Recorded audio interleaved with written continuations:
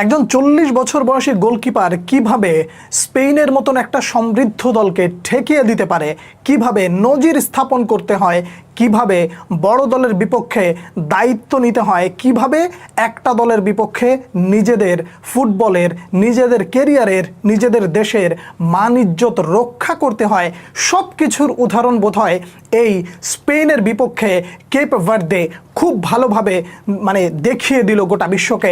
আপনি কতটুকু অবাক হয়েছেন? কিভাবে আপনি আপনার ভাষা বা অভিব্যক্তি প্রকাশ করবেন? যত শব্দ বলবেন প্রত্যেকটা শব্দ বোধহয় আপনার জন্য কম হয়ে যাবে। যদি প্রথমার্ধ নিয়ে শুরু করি, প্রথমার্ধে যতগুলো চান্স ক্রিয়েট হয়েছে প্রত্যেকটা চান্সে গোল হবার মতন যথেষ্ট পরিমাণে সুযোগ ছিল, কিন্তু একজন গোলকিপার মনে হয় 4 হাত পাও দিয়ে না, এক পাশে তার ম্যানুয়েল নুয়ের দাঁড়ানো, আর এক পাশে থিবো কুর্তোয়া দাঁড়ানো, মাথার উপরে মনে হয় বুফন দাঁড়ানো, এবং সামনের উপরে কেসিয়াস দাঁড়িয়ে বলছে যে আমরা 4 জন তোমাকে মোটামুটি রক্ষা করার জন্য আছি। 4 হাত পাও দিয়ে কিভাবে একটা মানুষ পুরো একটা দলকে এক প্রকার খেয়ে দিতে পারে সেটাই বোধহয় দেখালো এই ব্যক্তি। ভাজিনহা, কি দেখালেন আপনি!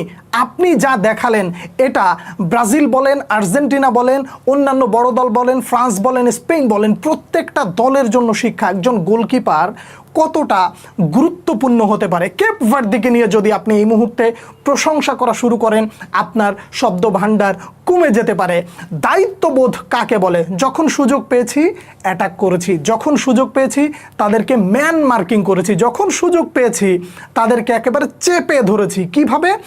আমরা কোনো একজন প্লেয়ারকে যেতে দিব না, একেবারে পাই টু পাই হিসেব কষে তারা বোধহয় স্পেনের কাছ থেকে একেবারে এরকম গুরুত্বপূর্ণ একটা জায়গায় বিশ্বকাপের মঞ্চে তারা তাদের মানকে অনেক উপরে নিয়ে গেল। স্পেনের বিপক্ষে তারা যেই খেলাটা দিল, বিশ্বকাপে তারা কোন পর্যন্ত যাবে এটা আপনি আমি প্রেডিক্ট করতে পারি না, কিন্তু আজকে বোধহয় তারা দেখিয়ে দিল শুধু গোল দিয়েই খেলা জয় করা যায় না, মাঠের ফুটবলে গোল না খেয়েও জয় করা যায়। কেপ ভার্দে গোটা বিশ্বকে বোধহয় এই বার্তাটাই দিলেন যে গোল দিতে পারি আর না পারি, অন্তত পক্ষে গোল খাবো না, এবং আমরা আমাদের জন্য যা কিছু প্রয়োজন সব কিছু উজাড় করে দিয়ে এই জায়গা থেকে আমরা একটা অসামান্য জয় নিয়ে যেতে চাই। আপনি এইটাকে ড্র বলবেন, আমি এটাকে ড্র বলতে রাজি না, যে কারণে আমি এটাকে শুধুমাত্র জয়ই বললাম। এই ড্রটা জয়ের থেকেও বেশি কিছু।